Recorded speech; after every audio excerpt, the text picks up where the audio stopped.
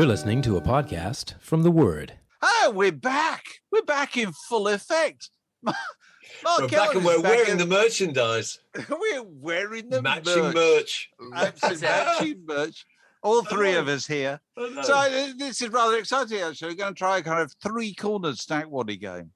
It's a triathlon. Is it? Yeah, maybe. Okay, because the thing about a stack waddy game is you've got to have an idea of who you're going to play it with. You can't just play it to everybody, can you? Because it depends on the level of familiarity and expertise of the individual you're playing. If they know absolutely nothing about the subject, you've got a kind of greenfield opportunity. Yes. I think I've chosen one that, but I think neither of you would be particularly clued up as to whether or not. Do you want to go first? Then I can try if you want. Go first. My idea was that European dance clubs tend to have, funky, sparkling, organic, faintly new age names, as do the wide range of products offered by Gwyneth Paltrow's modern lifestyle brand Goop. Okay. So it's basically, is this a Belgian nightclub or something you put on the end of your penis? Yes, or an aromatic candle. That's right. It's curiously fragrant accessory. Yes, so look, is it Rave Palace or Gwyneth Paltrow lifestyle purchase? Dance venue or wallet-draining cosmetic and cuisine accessory from the star of Shakespeare in Love? Okay. Well, try. Okay, here's the first one. Barnyard. Which is that? Barnyard. How are we spelling that? Balmyard. That's a cosmetic product, surely. I can't imagine going to a club that had balm in the title. That would be balm. I don't know. I think it's very new age, actually. No, it's a chill out zone, isn't it? Chill out zone. 8 hours set from. It's a Sunday morning kind of recovery thing, isn't it? Sunday recovery, 8 hours set from flute playing Banco de Gaia. No, Barnyard is a romantic cool body oil for $82 from Gwyneth. No. Very good. All right, okay. Carry on. Okay, next. Sweet Earth. Sweet Earth. It's a club. It's a club. It's not. It's Goop's plant-based bacon flavored with hickory, sage, and garlic. Bacon. Yes, you could. We're not shy with the saucy marinade situation. It's smoky, sweet, and a little tangy with legit BBQ values. So there we are. That's good, isn't it? All right, Eden. Club. It's got to be a phone's club. gone off. Eden. Go on, you go, Alex. I'd imagine that's a club. It is. It's a Mancunian botanical paradise and dance venue reminiscent of Studio 54. But then you can't tell, can you? Manta. Dance venue. No, it's a flexible palm-sized brush which has bendy, forgiving bristles that minimise snags and also feels massage-like on the scalp. $30. What a load of absolute bollocks, honestly. Papaya. Okay. Is that Goop or is it Glow Stick? Papaya. Goop, surely. I'm going to go for Glow Stick. No, Glow Stick is Glow Stick. No, it's an industrial-scale Croatian nightclub that accommodates 3,500 revelers. 2 or 3 more. Here we come. Padova. Is that a nightclub? Nightclub. It's a ceramic non-stick 10-piece cookware set from the Paltrow range. $229. Ouch. Fluxus. Okay, Fluxus. There's a group. Hell, look at a bath oil coming off that. Surely. He's trying to direct you. Trying to lead you astray. It's a club. It's a converted shoe factory in Lithuania, accommodating 10,000 people, art installations, navy projectors. It feels like a squat party. God damn, you just want to be there. That sounds attractive, doesn't it? It really does. I know. Okay, come on, 3 to go. Dua Nova. Club or product? Go on, Dave. Dua Nova. Club. It's Paltrow's electric cooking pot. Use it to pressure cook, saute, and steam. 2 to go. Lux. Well, that used to be soap, didn't it, back in the 60s? Yeah, it did back in the day. If it's soap in the 60s, it's probably a club now, isn't it? Yeah, it is. Very good deduction. Very good where thinking. all major DJs from Europe play in Lux, widely regarded as Lisbon's top club. And with good reason, it says here. Okay. The last one is Kaiku. Over to you, Alex. I'm going to go for Goop. You know, it's an underground techno house venue at the heart of Helsinki's nightlife. So there you go. But it's tricky, wasn't it? It's tricky.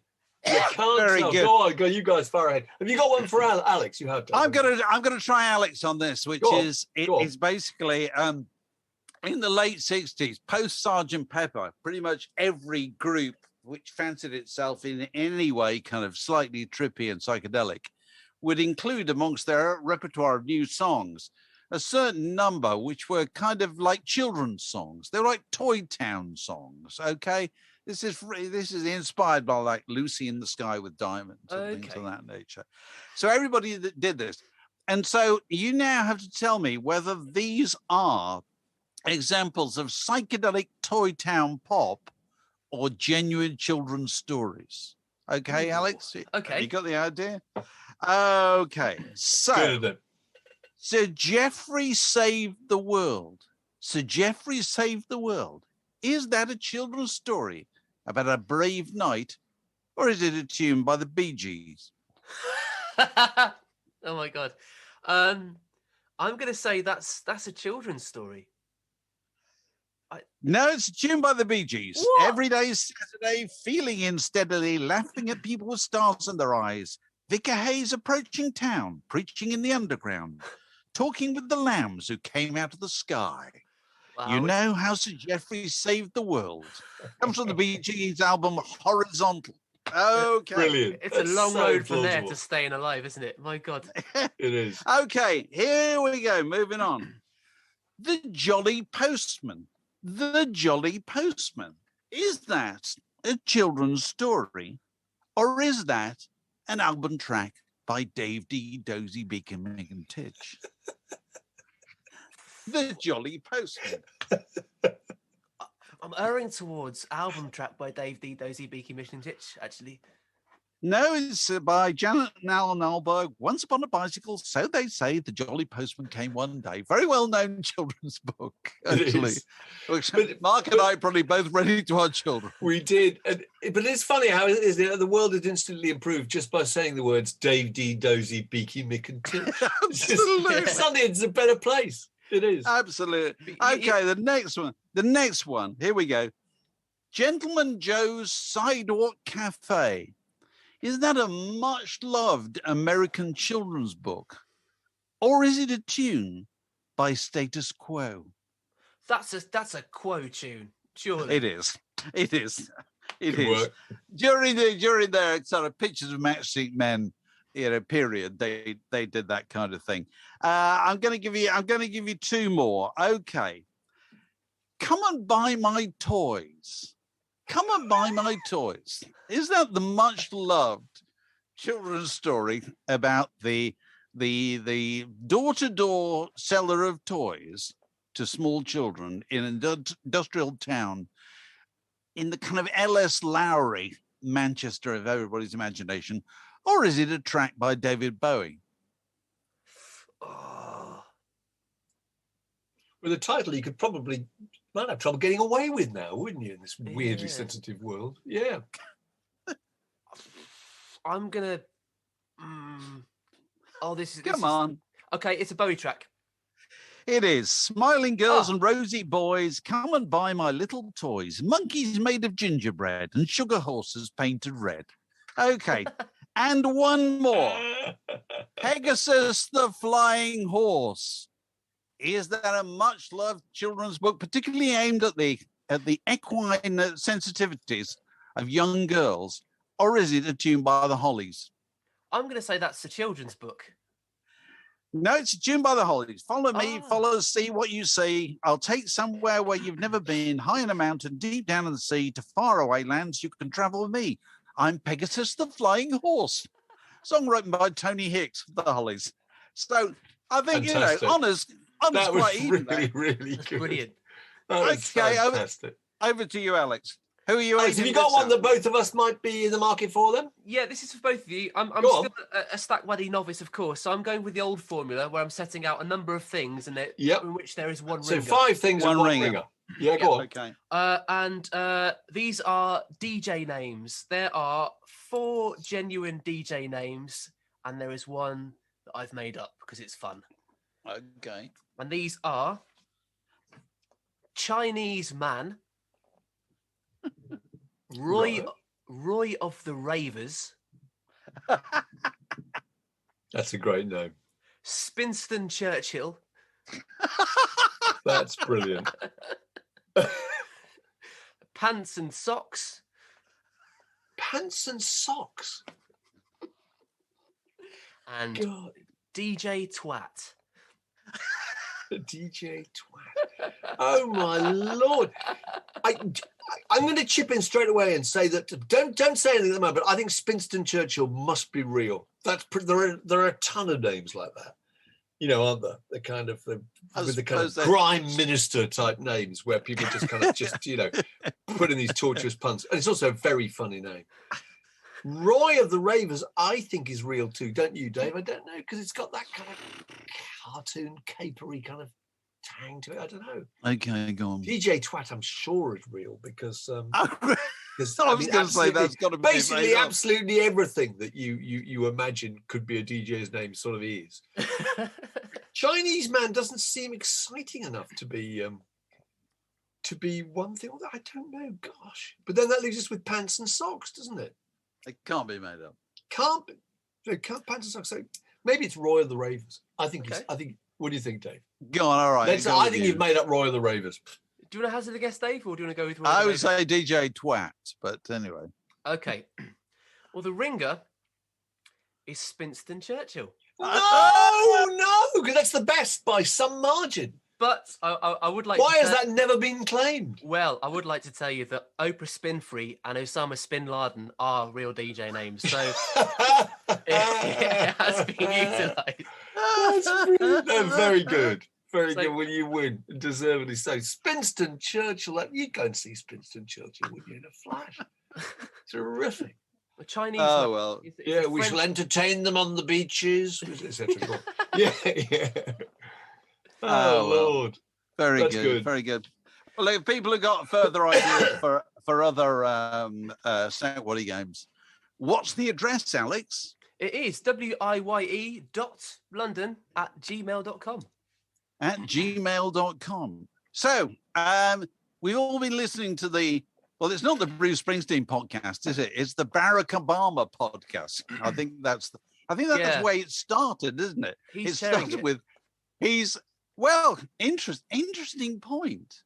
Yeah, I wrote a thing about this week actually, because I think it started. I got the impression it started life as Barack Obama that does a deal with Spotify to do a podcast, and then has to think who he's going to do it with. So he obviously can't have kind of a standard TV host or whatever, and so he thinks, who's a similar legend to me? I know. I got my mate Bruce Springsteen. Old pal Bruce Springsteen. Yeah. And so it's supposed to be Obama's thing, I think, mainly. He's meant to be the host. Absolutely. Yeah. But it is quite interesting. One of the things that struck me listening to it is that the person who most naturally goes into the role of the chairman is the former leader of the free world. Because what politicians are used to doing is getting people to tell them things. Yeah. Whereas rock stars are not used to doing that at all. Rock stars are used to being entirely on the other side of that, that exchange. You know what I mean? They tell you what they think. Yeah. Whereas politician goes, and have you come far? And what do you think about so-and-so? You know what I mean? It's that interviewer-interviewee paradigm, isn't it? Yeah. I found that really interesting. These two immensely kind of, just beyond famous people, aren't they? Used to having their every utterance being poured over by people in a room together. Did you find yourself, as I did, I think, very slightly disappointed after a while? Because the only problem is it feels like a kind of brand alliance, and the novelty of hearing the two of them together, which is really, really thrilling, actually. At first, I thought wore off quite quickly. And it struck me that the way podcasts normally work is you've got people with slightly opposed views. It's that friction and it's that difference that makes for an interesting perspective. You know, and actually, interestingly enough, they have 12 years between them, but Obama's 12 years younger, but they didn't exploit that at all. And what you've actually got is two guys mostly agreeing with each other because they're really rather in awe of each other. And they say so. I mean, you know, Springsteen's got that kind of consummate cool, which Obama refers to, the cowboy hats, the guitars, the motorcycles, the command of giant rock and roll audience. And Obama's got that profoundly enviable poise and knowledge and intellectual authority. And I thought what it needed was various things, but I think it needed a bit of friction, because you never get a debate going, really. You know, it's just the two of them talking about big issues and largely just agreeing. And what I felt that would be wonderful, but it's impossible, obviously, in that format, is that it's the little issues that are actually really interesting. You know, I'd love to have heard them talking about popular culture, or, you know, is the Queen's Gambit any good? Or should Frasier be coming back? Was the Britney documentary any good? But they can't do that because people immediately quote everything they say. Do you know what I mean? Yeah, they're not gonna, so I wondered, my only feeling was there enough maneuverability within that format to carry on producing really interesting stuff? Stuff about the fathers was interesting. That was interesting, wasn't it? Yeah. It's interesting that Springsteen's father has you know, if you've been going to Springsteen shows as long as I have, Springsteen's father has gone from being this person referred to as a difficult man, to now he was mentally ill. You know, that's what he's come to terms with. You know. Yeah. And Springsteen's obviously had therapy in that time. You know, and so that all comes out in those kind of conversations, doesn't it? Yeah, and Obama, I can't remember the story. Obama can't do that at all. No, and Obama's dad deserted him, I think, when he was 2, didn't he? Is that right? And came back when he was about 8 or 10 or something. Yeah, he was expected to have a kind of relationship with him, and he was going, this is impossible. You know? I thought that was really moving, actually. They were talking about growing up with a lack of father figures in their lives, which is why both of them were so incredibly driven, because they were in charge from a very early stage, weren't they? So I thought that was good, but I don't know whether or not it's got legs. I'm not sure. I tell you the thing. What do you go on, Alice? You kind of expect Obama and Springsteen to be talking about, you know, hashtag big things that are, you know, sort of directly applicable to American life. And so there wasn't really any surprises in there, I felt. You know, as eloquent as it was. But also, I realised that I'd never heard Springsteen speak before. And his voice was a little bit higher than I expected it to be. And I found myself just drifting. You never heard Bruce Springsteen speak? He must have done. No, on stage. You must have seen live clips forever. I've just listened to the records. You can't shut him up. No, I've never watched the Springsteen live performance. I've watched the version of the Chuck Berry track he did. You never can tell. Oh, you never can tell. Oh, isn't that great? Oh my Lord. He teaches the band to play it. It's brilliant. It's astonishing. But he's kind of booming over I tell you what the giveaway in that Springsteen thing was that I was fascinated to me. I was listening to it thinking, how many people do you think are in the room? Yeah.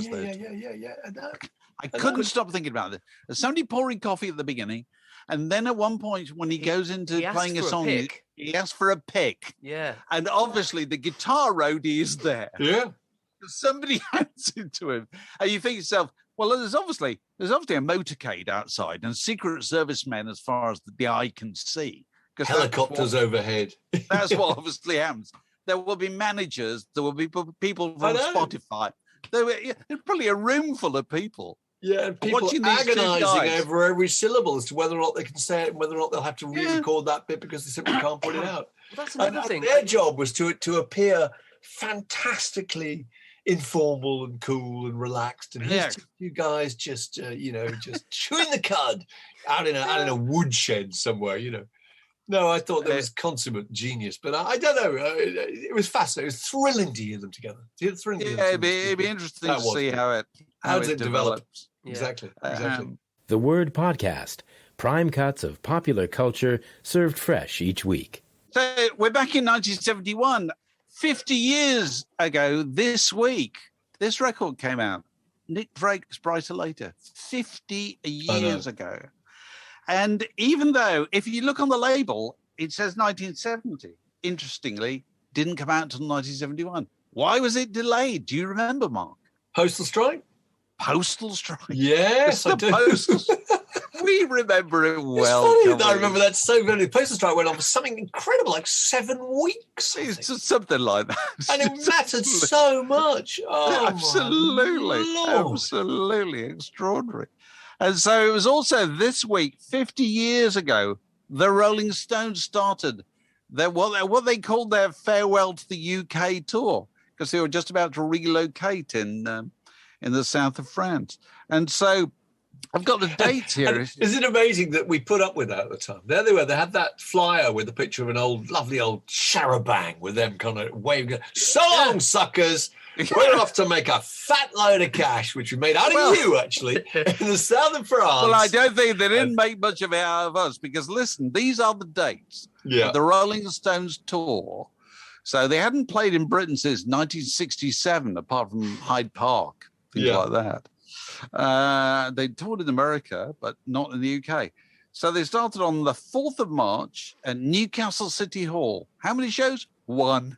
Okay. Incredible, isn't it? 5th of March, Manchester Free Trade Hall. Saturday, Coventry Theatre. Monday, Glasgow Greens Playhouse. Remember that. On the Tuesday, the Bristol Colston Hall. Then Brighton, the Big Apple. Liverpool Empire, Leeds University, and then the Roundhouse was their one London show. A tiny venue. That's 1,700 people. That's ridiculous, isn't it? And they were absolutely celebrated. They're absolutely at their peak in lots of ways. But the scale of things in Britain was still quite small. Well, they were at their peak, certainly in that kind of satin finery, weren't they? There were pictures of them at the time which looked like they'd come direct from the Palace of Versailles. Direct from the court of Louis XIV, satin capes, hats. Was it incredible? Yeah, well, he took the stage of first night in Newcastle City Hall wearing a kind of satin baseball cap and satin jacket and so forth. And I've got a picture here, which I was just looking at, which you've probably seen, of Mick and Bianca arriving at Newcastle Station, which is really interesting because they're playing Newcastle at night. So presumably the gear has just gone ahead. Yeah. And the Stones are like, you just turn up when you feel like, kind of thing, And so Mick's come on a train from London with his paramour, dressed up, as you say, like incredible finery, courtiers from Versailles. Yeah. And just going over that bridge in Newcastle Station that we've all no doubt gone over many times to change platforms there, and then I think they're staying afterwards at somewhere like the Gateshead Post House. So there's none of that domiciled in a stately home 50 miles away, anything like that. They were only one up from a travelling salesman, really, in terms of the kind of the luxurious life they led. Yeah. In those days, if you could stay in a hotel at all, you were quite enviable, weren't you? Really, you were. So they were no different from anybody else. Well actually, there was that thing in the Watersons, wasn't there, where they were talking about how their tours are structured. And they were saying, we bring sleeping bags because sometimes we won't have a hotel. Yeah. They might end up in the van, the Waterstones, which we were talking about last week. And they didn't know that there was that planning element just wasn't there at that level. Yeah. Well, it's really interesting. I was talking to somebody about this week. I mean, the reason that the Blue Boar on the M6 was the kind of legendary rock and roll hangout in the middle of the night that everybody talked about, wrote songs about, was because everybody always came back from wherever they played outside London. They didn't stay. They got in the van in the middle of the night and drove back down to their homes in London. So staying in a hotel, loads of bands, when they went to the States, they just weren't used to it. They hadn't done it at all in the UK, or if they had, they'd pretty much stayed in boarding houses, a level of luxury. But also staying in a hotel is very expensive, wasn't it? It ate into your minimal profits. I was reading a thing about that tour in 1971, and it's a brilliant exchange with the reporter who says, many remark on the tendency of Mick Jagger to be as feminine as masculine. Would you like to be a woman? Mick Jagger says, if God wants me to be a woman, then a woman I will become. And you think they really were ahead of the game, weren't they? Because that's kind of a very, very kind of topical thing to be saying, really. That's extraordinary 50 years ago. But one thing I remember so vividly about them moving to the south of France, which I think they did, the Tax Exile movies in May, April that year, or April or May, or whatever, was that the legend always was, you know, Dave, because you've researched this and you've written lots of stuff about it, but the legend was that to get Keith to go, they had to transport, do you remember those stories? They had to transport his sofa from Chelsea with his ashtrays and his lamps with the scarves draped over them and everything as it was, and reconstruct his room in the south of France and pretty much pick him up, take him to the aircraft, fly him there, ship him in horizontally and put him back on the sofa in the south of France. Now, whether or not that's true, I want it to be true. Yeah, I know you. Well, I want Don't you? Well, to further extend that idea, the reason that the album, because they went there and started making what became Exile on Main Street. Yeah. And the reason that was made at Nelcott was that was Keith's place. And so the chances of getting Keith to go anywhere else were just nil. And so the rest of the Rolling Stones were scattered all over the place. And they had to just go there. And you know, you could get Keith from his bedroom into the basement and then back to the bedroom. Yeah. You couldn't do anything further. He couldn't go any further. And Mick Taylor, who'd only recently joined, hadn't he? He was staying sort of about 80 miles away or something. They'd all found different places to live. Miles away. And he had Mick Taylor couldn't drive, and so his wife used to have to drive him every day. So his wife every day took. If there's one thing more tedious than being a member of the band waiting for Keith to get up to play, it's being the wife of a member of the band who's had to drive him down there. And then when they get to go, they've got to wait for another kind of 14 hours before the pajamaed figure stumbles into view, you know. Absolutely. And he only got out of bed at all because they started playing in the basement. And so the noise was pretty unavoidable, I would have thought, you know. But it's anyway, the great bit of the Rolling Stones, which from that pretty much this week or from the following week, they played Leeds University and they recorded a show which I think was for broadcast on, believe it or not, the Dave Lee Travis show. You know, it was not John Peel. It was between the snooker. It was lunchtime. It's probably when lots of people were listening. Yeah. And there is their version of Let It Rock, which they put on the B-side of Brown Sugar. That it comes from there, the live version of Let It Rock, which I still think is the best live Rolling Stones recording ever. It's just that version of Let It Rock was just that inimitable way of playing Chuck Berry songs, not like Chuck Berry played them. They played them in their own way. So, 50 years ago this week. So we're also marking, well, I don't know if it's an anniversary, but you've seen that amazing piece of film of Frank Sinatra in the studio. Oh, God, I thought that was 1965. His mic technique was fantastic. He just instinctively knew how to move his head, you know, to move with the dynamics of his own voice. Describe it, Alex, what we're seeing, because it's so different from what people's view is of what a recording session is nowadays. So it's completely open. It's completely open plan. So these days you'll be recording vocals in a booth that's isolated and completely sonically closed off to the rest of the world. But Frank's there with his cup of Joe on the go. And still wearing a tie, isn't he? Loosened tie. Yes. Rakishly loosened tie. We'll come back to that. Yeah. But he's got the orchestra in there with him. It's a completely open plan room, and there's stuff that's going on around him, around the mic. So the mic would have been picking up noise from God knows where, I'd have thought. But it's a completely the room's just packed with other activity, and he's just in the middle of it with a rudimentary mic setup. Because that will have been, I guess, in the studios at Capitol Studios. I think it will. He was probably still recording there because the recording studios were in the basement of Capitol Studios in Hollywood. And when he recorded, he always wanted an audience. And so they would get the secretaries and so forth from the typing pool, pretty much. Wow. Mrs. Sinatra is recording today downstairs. Come downstairs. You all sit there, don't say anything. Which I think we should explain to you, because when you see this bit of footage, and we must post this actually, there are people in the background who are not playing an instrument or doing anything at all. They're just watching. They're just watching, and he likes it. But I mean, God, I think it was amazing. And it made you realise just so many disciplines were required, weren't they? That are no longer those skills that you no longer, that composure, that ability to collaborate, that ability to do a live take with an orchestra of 45 people or whatever in one go, and to beforehand to check and modify the arrangements. I thought it was incredible. And he talked about clarity and diction, didn't he, at one point? He talks about dealing with the pops, doesn't he? Because he's very concerned that they shouldn't have to go back and take out the pops, trifle with it in any way. You know, so is he the right distance from the mics?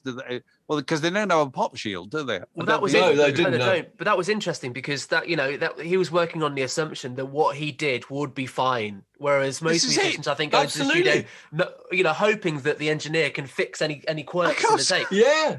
And there's a bit at the very end which is just close up of him listening to himself singing back, which is really interesting. All he wants is to check it was as good as he thought it was. There's no suggestion of self-doubt, is there? There's this absolute 100% confidence. Two pop facts about Sinatra, Dave. I think these are true. Two pop facts. Wasn't he one of the very first stars of the microphone era?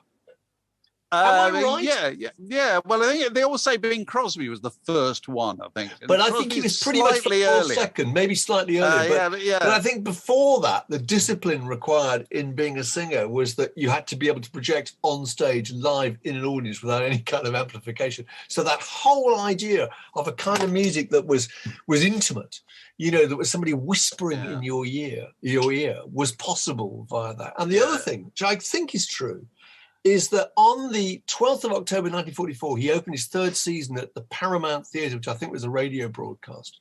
And a load of girls turned up, 500 girls, with pictures of Sinatra pinned to their dresses in a state of very high excitement. And when he came on stage, they started screaming. And people recognized that as being the first evidence of kind of fan hysteria. Really? Up till that point, I know Ouija was there, the photographer, and photographed it and reported on it. And it's generally thought that something had tipped the balance and these women could no longer contain themselves when Sinatra was in the room. And that had never happened to any other singer beforehand. Nobody came on. I was pursued by screaming women. Really interesting. It's fantastic to watch the clip, though, and to watch the bit, like you say, when he listens back to it. Oh. And you realise that it's all there at that point. Yeah. They've done it 5 minutes earlier. Yeah. They've rolled the tape back. They've started playing it, and it's there. It's there. Nobody really has to do anything with it. I know. You don't have to. It doesn't have to be remixed or anything like that. Contrast that. I must show you this. Actually, there's a fantastic interview. If I can find it again, it's on YouTube. With the guy who engineered, you remember late on in his life, he did those duets. With Bono and people like that. He did two of them, didn't he? Yeah. I think there were two of them. It was like Natalie Cole and Bono was on one. He was. Yeah. And obviously, this is the interview with the guy, one of the engineers on the session, talking about how it was done. And the contrast with the 65 thing could not have been greater. Because the 1965 thing is just utterly authentic. It's him, an orchestra, he sings, it's perfect. The later things were completely pieced together. Absolutely. He never met any of those people. He was never in the studio with any of those people. Yeah. Everybody posted in their bits. And also, he technically couldn't do it really anymore. So they were fixing his takes and all kinds of things. It's just so tragic that he did that. I know. Late in his life. What was the point of that? But I suppose they all want to be in the charts, don't they? When you're in your 70s or 80s. Another bit of film which is on YouTube actually, which it really brings across what pressure those people are under in recording studios, is the one of, have you ever seen it, of Cilla Black recording Alfie with the Burt Bacharach Orchestra in London? Oh no, I haven't seen it. George Martin's there in the studio too, I think. And George Martin's talked about this. I interviewed him, and he mentioned this to me once, and he said that Bacharach made her do about, oh God knows, 20 takes or whatever, And there she is, this poor little girl. I mean, weeks beforehand, she'd been the coat check girl at the Cavern Club, and there she is with a kind of, again, a 40, 50-piece orchestra around her, and you've got to get it right. You cannot make a mistake. If you make a mistake, or if anybody makes a mistake, they can't use that take. And watching her being made to redo these takes, you think that is a level of discipline that must be absolutely unimaginable. It's incredible. Yeah. This is a junction in the word podcast. It separates that bit from this next bit. So, festivals, Alex, they're coming back. Well, allegedly. Are you excited? What's happening? Well, I don't see how they're going to be able to do it. I think it's a little bit optimistic. We're still at a stage where we can't go to the pub. Yes. With that in mind, the idea of... But you can't put 50,000 people in a... 0 to 50,000. Yes, It's quite a leap, isn't it? That way. Yeah. It's quite a leap. And actually, I'm more bothered about the pub, aren't you? Absolutely. To be honest. Less mud, more fun. But Alex, just fill me in here. I'm not sure. Glastonbury's not coming back. That's definitely off. I think Reading claimed to be coming back. Is that right? Reading and Leeds. I think Creamfields. I think they sold out as well. I think they sold something like. I think they have. No, Reading. I think it's Stormzy, Catfish, Queens of the Stone Age. Yeah. So Queens of the Stone Age. They're already planning to fly bands over from America, which is also really badly hit by COVID. Do you know what I mean? The whole thing. I know what you mean. I don't want to be a pessimist. But I don't see how wouldn't you like to know, if this isn't too dull, wouldn't you like to know the details, the contracts you must make with those people? Because there must be some kind of cancellation clause. Oh, there will be. But then again, if you do cancel it, where else are these people going to go and play? So it can't be too crippling. So that I think was the issue that they're talking about, is that you can't get cancellation insurance in this current situation, can you? I'm sure you can't. I don't know. That's obviously why Glastonbury was called off so early, because they had to do it before it got too expensive to call it off later. Right. And there's talk about, shouldn't the government step in and ensure that? You think, how the hell can the government ensure these things against cancellation? So many variables, so much liability. There's so many variables. But I don't know. I suppose if it makes people happier to think that they got their tickets and they confidently get their money back if it's cancelled or whatever, well, it's great that people have got this to hold on to, and it's it seems to be really cheering people up. But the practicalities of it are just something else. Reading and Leeds, for example, people go there to mosh, and moshing requires a huge, great wodge of people physical contact together. It does. It's the polar opposite of social distancing. Yeah, absolutely. Yeah. The one end social distancing, the mosh. Those are the they can't extremes. Set out deck chairs and plastic screens because it's just not going to work at Reading. No. That's true. Yeah. Unless it does, of course. But I'm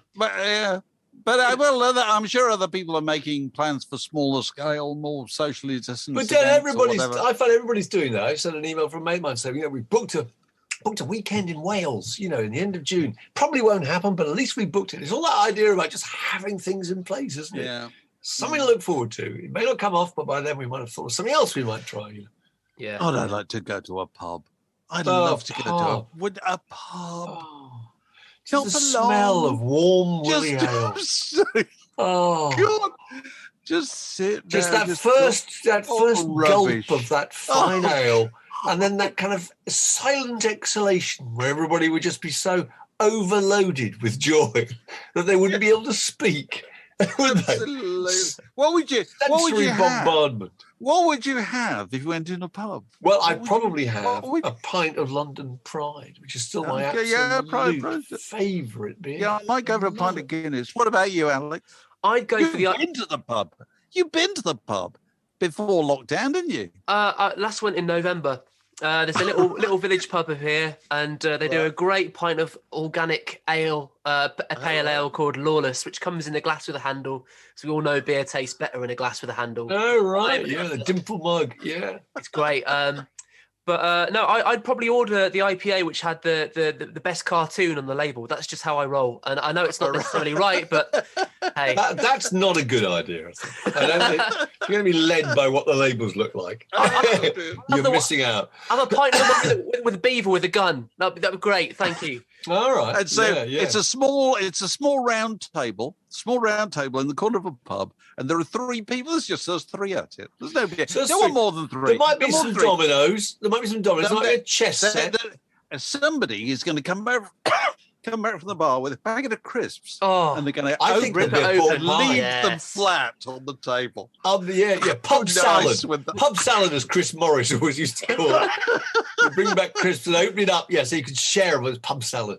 No, but also it must be a pork pie with a little bit of mustard. Oh, dear, the eyes are filling up just thinking. It's unbelievable. Also, the prospect of being in a room with people you don't know. I mean, that's fascinating. I know. So it is absolutely gripping. Yeah. Well, I went into town the other day on the tube, and you get on a tube train. There's only like two people in the carriage, and of course we're all masked, so you can't see all of them.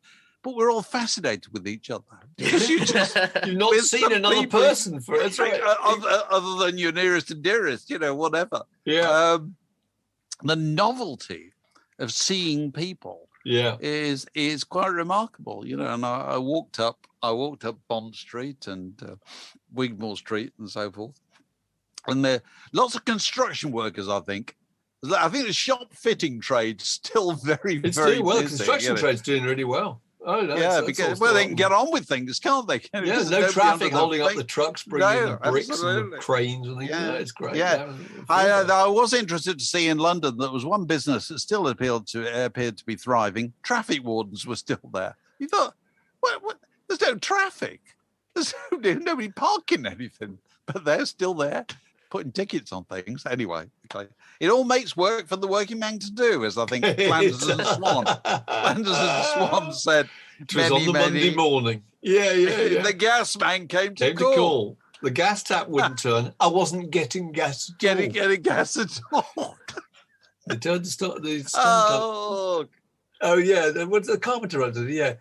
The carpenter turned up to put it all to rights. And he nailed right through a cable, and out went all the lights. It all makes work for the working man. I love that song.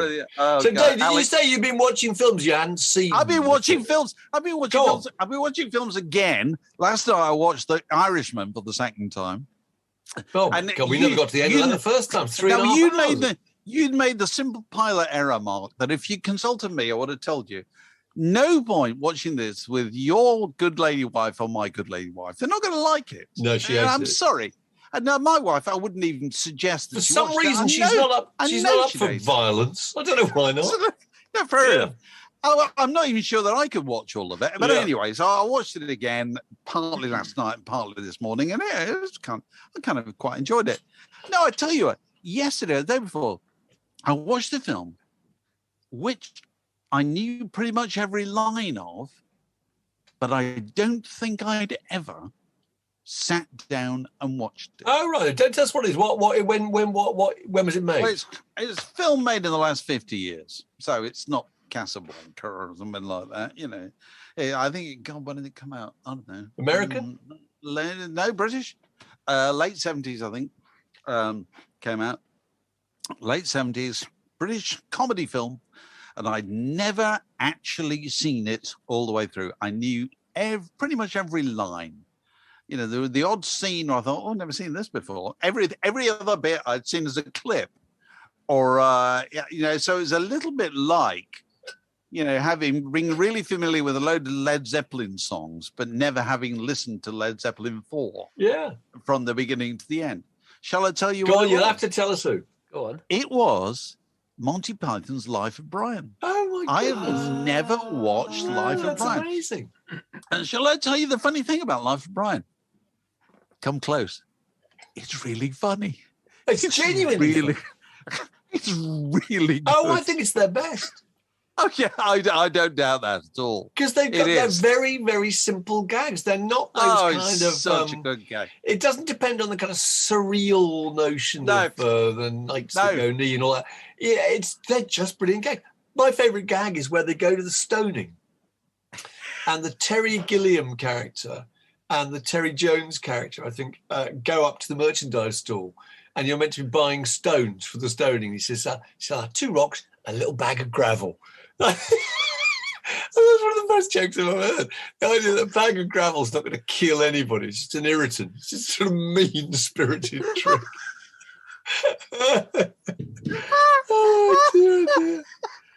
Oh, dear. And Michael Palin. Oh, he's fantastic, isn't he? Oh, they're all wonderful. Well, John Cleese, I mean... One cross each, first door on the left. That's right. Yeah. Cleese is the Roman soldier, and as the man from the Popular Front from Judea or whatever he is. Yeah. It's the same character. And he's forever charging onto screen, in a way it's just funny. Yeah, physically funny. Oh God! Anyway, so I've watched it all in bits over the years, and that was the first time that I've sat and watched it from the beginning to the end. Isn't there a bit at the end where they're queuing up with their crucifixes, and he says to Eric Idle, they're all queuing up, and they go, 1 cross each, first on the left or something. And said, "Are you crucifixion?" "Yes, crucifixion. Yes, one crucifixion." And Eric Idle goes, "No, I'm freedom." He said, "Oh, well done. Oh, congratulations." He said, "No, I'm only joking. Crucifixion." So good. Sorry, anyway, what were you saying? Go on. Oh, dear. It struck me, are there any other films or records or anything like that you're similarly aware of, but have never actually watched? That you're really familiar with, but you'd never, if you think about it, you've never sat down and watched it. Because there must be. There must be, mustn't there? Oh, my goodness. Okay. Well, you don't have to come up with an answer right now. The only thing at a tangent that I was thinking about the other day was there was a piece in Strong Words magazine, the very, very good literary magazine, about Jaws. And they just, Ed Needham just interviewed you for his podcast, David. Oh, that was amazing. Yeah. I remember, I think I read Jaws in 1977 when it came out. That was incredible. But Peter Blenchley, how his father came from a very well-to-do background. His father paid him $1,000 when he was a teenager to pay him to write 1,000 words every morning in his holidays, just to see whether he could deal with the isolation and the discipline. Really good idea. Pay him whatever he would have got bussing tables in a restaurant. When he decided he was going to be a writer, he then wrote this idea for the book. And then I didn't realize that right up to the very last moment, they didn't have a title for the book. They had 125 titles, I think. The Jaws of the Leviathan, The Jaws of Death, Leviathan Rising, A Question of Evil, Pisces Redux, Omnivore, The Edge of Gloom, etc. And the only word they could agree on out of all of those was Jaws. They just let's call it Jaws. And it looked great on the sleeve. It fits. And it fits, and the art director would have loved it. That's quite interesting. But no, I'm going to have to go back and think about some movies I haven't seen. There must be some. God. Yeah, well, actually, I don't think this is really embarrassing. Actually, I don't think I've ever sat down and listened to both sides of Abbey Road together from start to finish.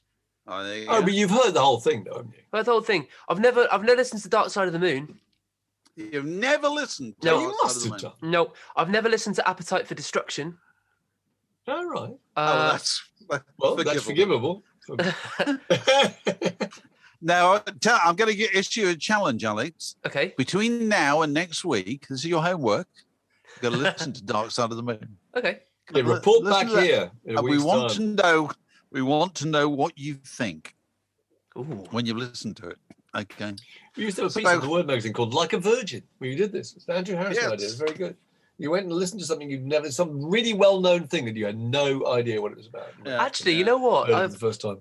As you guys, I think I've told you guys before, I've been pouring through the listening suggestions from Dave's book, and through that I listened to my first Bob Dylan album. You said that's right. Yeah. I know. Which one was it again? Was it the first one? It was the first one, I think. It was the first one. Oh right, not really representative, but yeah. But amazing. My tiny little mind blown on many occasions. These little excursions. First Led Zeppelin album as well, actually. Good record. Yeah. I accept the challenge. I look forward to do that. Do that. Maybe you should be setting us a challenge. We should be listening to, an Aphex Twin we've never heard. We should be listening to some Oh, that's a good idea. Some slice of rave madness. I don't know, actually, is it? I don't know if I've got the reference points to be able to describe Speak for whether I like yourself, it or mate. not. I don't know. I think you'll probably end up just resenting me if I just give you the listeners to listen to. Maybe. So I've been thinking a lot about Creedence Clearwater Revival and John Fogerty this week, which led me to this conclusion that the best one-man band album ever made, in the sense of one person playing all the instruments, and not just a guy with an acoustic guitar or piano or whatever, but being a band. Bass drums, the whole thing, yeah. Yes, is John Fogerty's The Blue Ridge Rangers, which he made in about 73, 74 or something like that, after Creedence Clearwater Revival. And Dave, he'd already pretty much proved that he could do it all himself, but this time he really was setting out to do it all himself. And it's not a perfect record, but do you know why it's the best one-man band album? No, go on. Because he didn't write any of the songs. Oh, that's interesting. And most one-man band albums are kind of demos. Yeah. You know, they're indulge me. I'm going to do my own thing over here. You know, Paul McCartney's first solo album is "Here's Me in My Domestic Bliss" and "Lovely Linda" and all about my wife and my child's on the front of it. You know, and it's all homemade, and that's what you should love about it. Whereas Fogerty was setting out to make a really commercial record made up of rhythm and blues covers, country covers, slightly less well-known things. But it sounded like a band absolutely all the way through. So it doesn't sound homemade at all. But it's good because he didn't write any of it. That's interesting. Whereas most of those things are not like that. So Paul McCartney's first solo album, it's got "Maybe I'm Amazed" on it, hasn't it? Yeah, it has. Yeah, Junk, that would be something. Okay, yeah. But it's got a lot. It's got a lot that's kind of neither here nor there. You know, it's got a lot that's only on there because Paul McCartney's in charge and he says what goes on it. You know, and I think that applies to most one-man band records. They are, but I think a lot of those one-man band records, you think of them as being a technical exercise, but if you can count it, Tubular Bells is one, I think. I think Music of My Mind, Stevie Wonder one. I think the Foo Fighters' first album, I think Dave Grohl just made it because he just wanted to get the record out. Oh, God, that's a cracker. The second one. Yeah, they just did it incredibly fast, and each track took him about 45 minutes to do or whatever. Todd Rundgren, I don't know enough about actually to know, because he did make several, I think, just on his own. But a lot of those technical exercises, never by definition, you know that what you're not listening to is a load of people playing at the same time together. But the thing about the McCartney that really knocked me out, I think, was it was a kind of political statement. You know, they had all that, the politics and the technology and that collaboration, all the people involved in those recordings at Abbey Road, juxtaposed with this kind of oaky, organic woodshed field. I used to imagine it was just literally an old barn with hay bales, with an AC-30 perched on the top, you know. And it does have a wonderfully kind of warm and human feeling to flavor. It, you know, flavor. No, it does. Just a 4-track recording, and that it's not a particularly distinguished record because, as you say, there aren't that many really sensational songs on it. But as a kind of political statement, as saying I can do this on my own, I don't need the others. I found it very moving at the time. Actually. I still think it's amazing. In fact, I even think that the recent one was pretty good. The track on it called "Long-Tailed Winter Bird," which is absolutely amazing instrumental on McCartney 3. But yeah, but I mean, John Fogerty, surely in a class of his own, isn't he? My God, how many people? There are very few. Songwriter. Could you count Prince? Yeah, Prince. Oh, yeah, Prince did. Yeah, Prince. Absolutely, he should be in there. Yeah. Yeah, I don't know how much of his did he do on his own. Did he? I think he did a lot on his own. Did he? Okay. Yeah. I didn't realise that until very recently, actually. But when you go back to listen to those records like Raspberry Beret and all that stuff, with the knowledge that that's Prince. Yeah. All of it. You know, it breathes a completely new sense of life into the songs. You know, you listen to them in a different way, for sure. Yeah.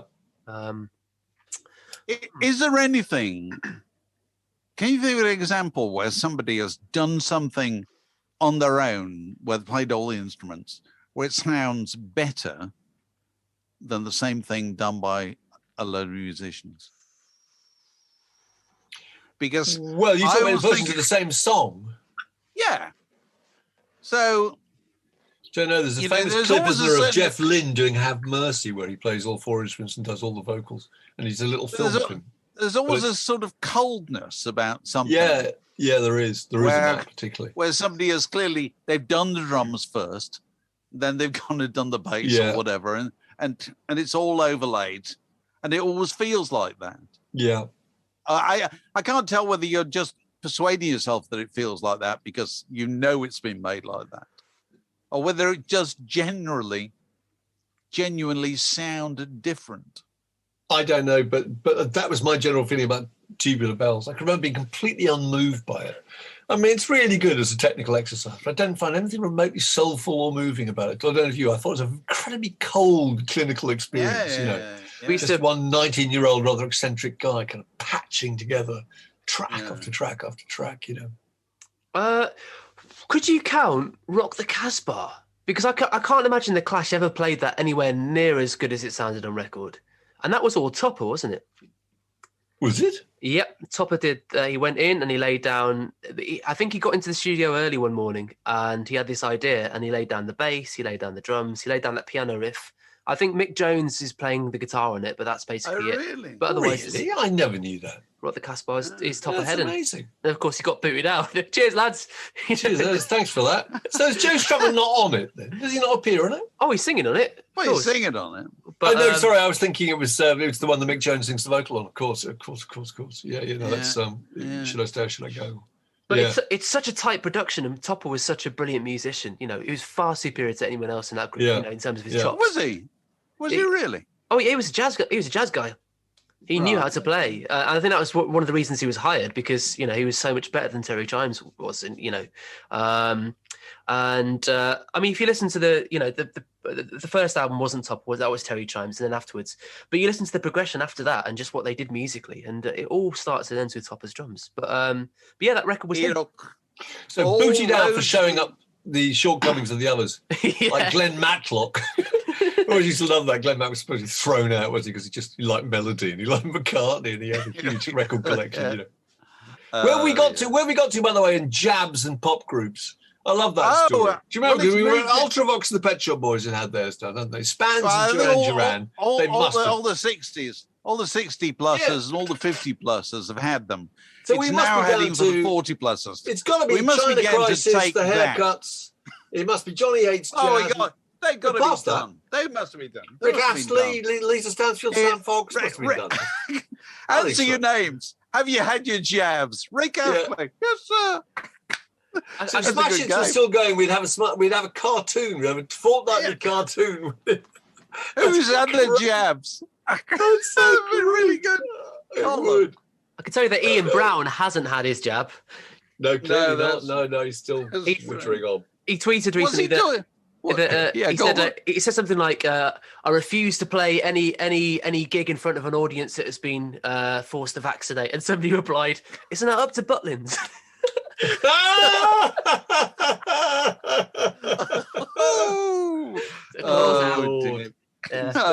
Not making do himself any favours, is he? Not really. So, any other business, boys? What else? What is going on in the world of words? Go on, Alex. We have some new patrons. Good. Go on. I'm just going to bring them up. Nice to welcome them aboard. Got a handy little list. And we must plug the merchandise, which Dave and I are sporting. Shouldn't we? Absolutely. There it is. We've got a new merchandise page on the website, actually. Great. So if you go to wielondon.com, there is a tab at the top that says merch. Merch. And that's the tab you want if you want. And you can get hoodies, you get T-shirts, you can get mugs, teacups, mugs, face masks. Get your mask before it's too late. I love it. Yeah, hurry, while stocks linger. Yeah, it'll be out of fashion when COVID's over. You need to be on top of the zeitgeist while it's there. Yeah. Wearing them as a fashion statement, it'd be like Morrissey with the hearing aid. That's it. Exactly. Okay, so go on. Have you got new? Go on. New patrons. We've got 3 annual patrons this week. If you're an annual patron, of course, you get a 15% discount. They are Robert Few. Hello, Robert. What a great name. Jerry Perkins. Oh, Jerry Perkins. Who he? Hey. Yeah. And Warren Saunders. Warren Saunders. Welcome aboard. We'll probably be doing birthday Join the word club. in your attics with them, weren't we, at some point? Yep. We've continued to do those over the last few weeks. They've all been very good. It's been delightful to drop in on people's homes and see what they've got, go through Huge their fun to stuff. Yes, it's really nice. And we should be getting back in the swing of word in your attics over the next week or so. We have a Daryl Bullock crowdcast going up in the next couple of days. Daryl Bullock has written a book called The Velvet Mafia. Velvet Mafia? Which is about the gay men who invented Fantastic the swinging 60s. And he was a really good guest. And so, yes, that'll be up there. That'll be up there soon. And we should be linking up very soon with the legendary Bob Harris. We put that off for a few days, but we'll try and fix it up. Yeah, he's got his tour coming back. His tour with Danny is back on again. His tour with Danny's back on. Yeah, brilliant. And the Friday night quiz goes from strength to strength. So if you haven't joined that, never too late to join. That takes place at 6:00. Ideal introduction to the weekend. And anything to add, Alex? Anything further? If you want to know about becoming a Patreon supporter, patreon.com/word in your ear for further details. Anything more? Any more for any more, gentlemen? We're there. I think we cracked it. Thanks for listening. This podcast was brought to you by The Word.